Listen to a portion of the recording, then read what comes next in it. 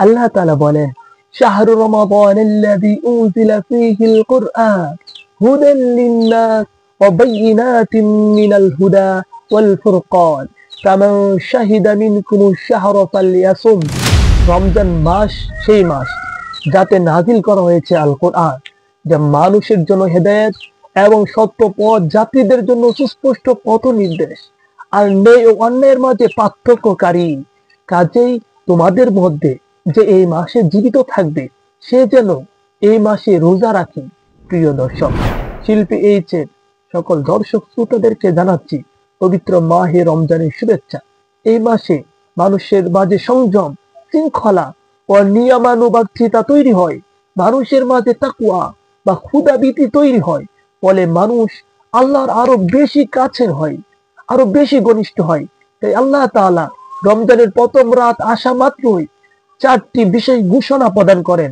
আজকে ওই 4টি বিশেষ ঘোষণা সম্পর্কে কোরআন হাদিসের আলোকে আলোচনা করার চেষ্টা করব ইনশাআল্লাহ। সুপ্রিয় দর্শক, রমজান মাস বরকত ও কল্যাণের মাস, আল্লাহ দয়া অনুগ্রহের লাভের মাস।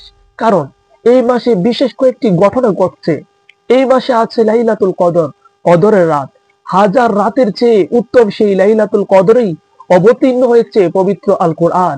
এই প্রসঙ্গে আল্লাহ তাআলা বলেন, ইন্না আনজালনাহু ফি লাইলাতিল কদর ওয়া মা আদরাকা মা লাইলাতুল কদর লাইলাতুল কদরি খায়রুম মিন আলফি শাহর। নিশ্চয়ই আমি লাইলাতুল কদরে আল কোরআন অবতীর্ণ করেছি। আপনি লাইলাতুল কদর সম্বন্ধে জানেন কি? লাইলাতুল কদর হলো হাজার মাস অপেক্ষা শ্রেষ্ঠ। রমজান মাস হলো ইসলামী বর্ষপঞ্জিকা অনুসারে নবম মাস।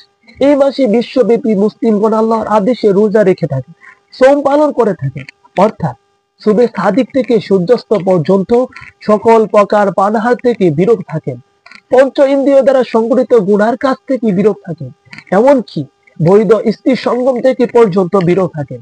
এবং এভাবে তারা তাকওয়ার প্র্যাকটিস করার মাধ্যমে আল্লাহ রব্বুল আলামিনের আরো বেশি প্রিয় বান্দা হওয়ার চেষ্টা করেন। কেননা তারা এই সংযম শুধুমাত্র আল্লাহ রব্বুল আলামিনের সন্তুষ্টির জন্যই করে থাকেন।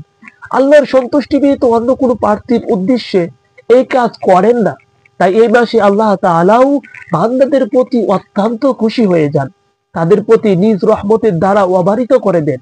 এমনকি তার সেই রহমতের অমীয় জন্য দ্বারা উন্মুক্ত করার জন্য তিনি মোটেও দেরি করেন না, বরং রমজানের প্রথম রাত গড়িয়ে আসা মাত্রই তিনি আসমান জুড়ে এক বিশেষ ঘোষণা প্রদান করেন। আল্লাহ তাআলার সেই বিশেষ ঘোষণা সম্পর্কে আল্লাহ রাসূল সাল্লাল্লাহু আলাইহি ওয়াসাল্লাম বলেন, রমজান মাসের প্রথম রাতে শয়তান ও দুষ্ট জিনদেরকে শৃঙ্খলে আবদ্ধ করা হয়, জাহান্নামের দরজাগুলো বন্ধ করা হয় এবং রমজানের শেষ হওয়া পর্যন্ত এর দরজাগুলো আর খোলা হয় না।